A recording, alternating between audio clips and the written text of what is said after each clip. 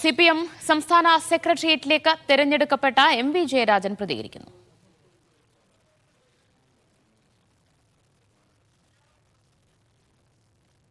ഇപ്പോൾ സെക്രട്ടേറിയറ്റിലേക്ക് പുതിയൊരു ദൗത്യമായി തെരഞ്ഞെടുത്തിരിക്കുകയാണ്. ഈ സമയം എന്താണ് തോന്നുന്നത്?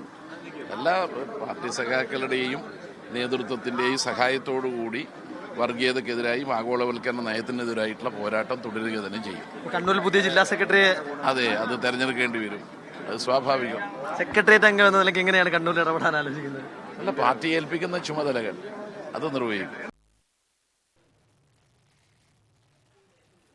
MV ജയരാജന്റെ പ്രതികരണമാണ് കണ്ടത്. MV ജയരാജനെ കണ്ണൂരിൽ നിന്ന് CPM സംസ്ഥാന സെക്രട്ടറിയിലേക്ക് തെരഞ്ഞെടുക്കപ്പെട്ടിരിക്കുകയാണ്.